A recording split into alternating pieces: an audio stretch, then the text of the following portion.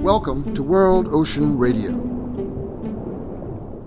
I'm Peter Neill, director of the World Ocean Observatory.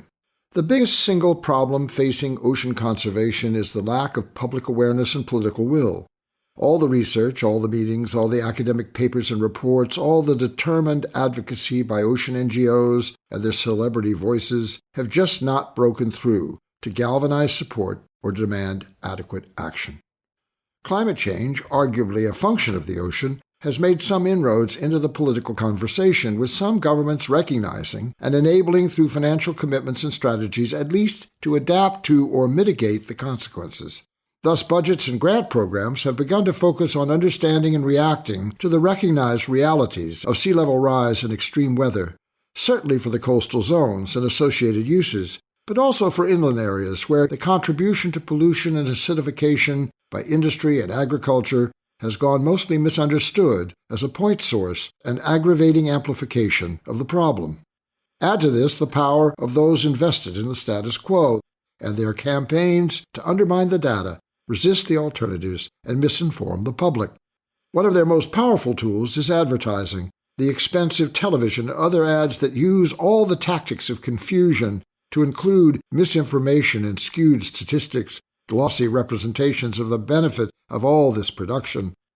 The public engagement efforts of the ocean apparat, the accumulation of UN agencies, policy institutes, academic programs, and non-governmental organizations, are most fulsome these days. That is, they are more dynamic and frequent in their attempts to reach out to their particular audiences, the narrow confines of their direct constituents and participants. And so while energetic and packed with announcements of webinars, virtual conferences, roundtable discussions, and published reports, are nonetheless delimited to an audience known and parsed by their existing email lists, memberships, and professional associations. Few propose calls to action other than attendance and participation by colleagues and friends. Few conduct active, amplified social media campaigns with any diligence or consistency. The exceptions are those few with a determined express purpose and program to connect with supporters through shares and reposts that extend their exposure, sometimes exponentially. The top 5 examples of some 60 such successful endeavors that I follow on Facebook are NASA Earth, with 10.5 million followers, Greenpeace International, with 3 million, Sea Shepherd, 1 million, Ocean Conservancy, 1 million, and Oceana, 1 million.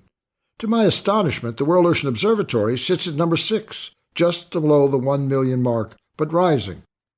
None of this is a surprise, in that the Internet and social media are perfectly designed for this kind of communication and engagement, if, like any tool, someone chooses to use it well. The same goes for additional platforms.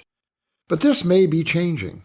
This week I opened the Economist Magazine to find a 2-page spread entitled The Invisible Wave, Getting to Zero Chemical Pollution in the Ocean, underwritten by the Economist Impact Project and the Nippon Foundation in Japan.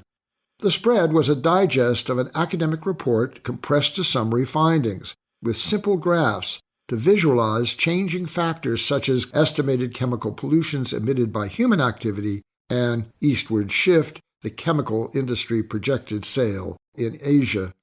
The text explained the growing global chemical pollution problem, the predominant cause, and the interrelationship of chemical pollution in the ocean to climate change and plastic waste. There is an analysis of the cost of inaction. There are recommendations for change by producers, regulators, the financial community, and the public. The conclusion is as follows. The ocean is fundamental to life on Earth. It is more than possible to prevent chemical pollution from inflicting irreparable harm on the ecosystem, but failing to act now has devastating consequences." Unquote. The combined circulation, print and online, of the Economist magazine is 1.6 million. The Economist Facebook group is 10.5 million.